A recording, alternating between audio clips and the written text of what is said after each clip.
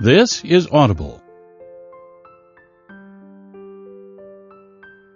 Tantor Audio, a division of Recorded Books, presents Daughter of No Worlds by Carissa Broadbent, narrated by Esther Wayne and Dan Calley. Prologue. It begins with two souls who find themselves suddenly, utterly alone. Evaluate, judge, act. The young man let the words echo like a second heartbeat.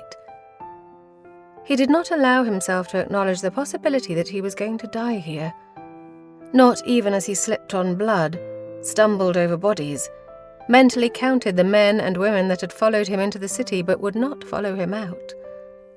Not even as possibility crept closer and closer to certainty.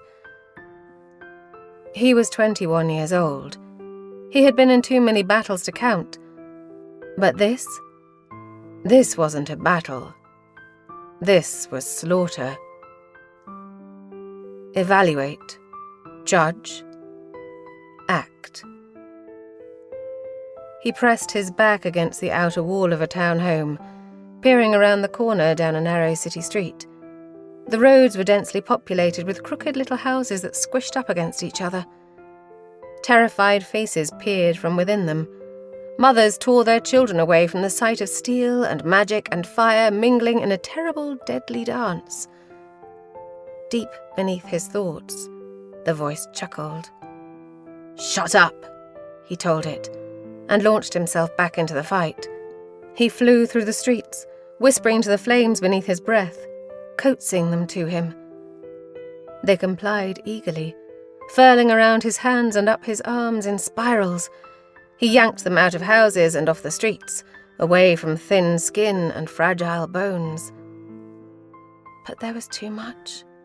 It consumed his energy and his focus, so much so that he didn't even have time to evade when a sharp pain split his back.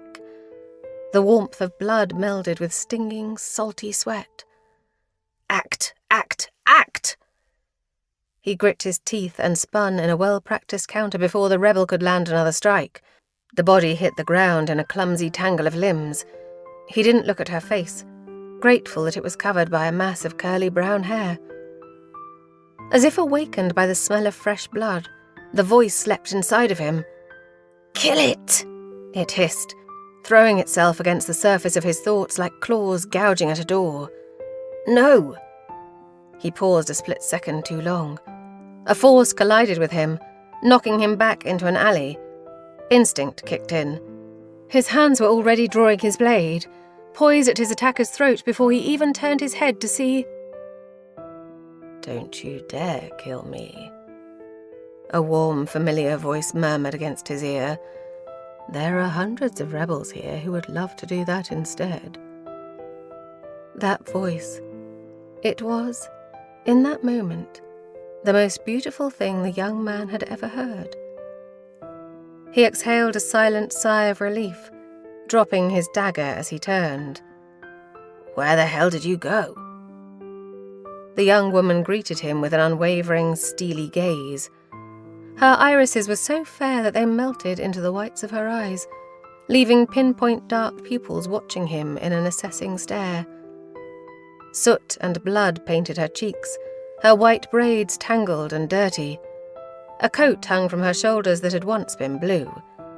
Now it was so spattered with red that it edged on purple, the stains crawling over the crescent moon insignia on her lapel.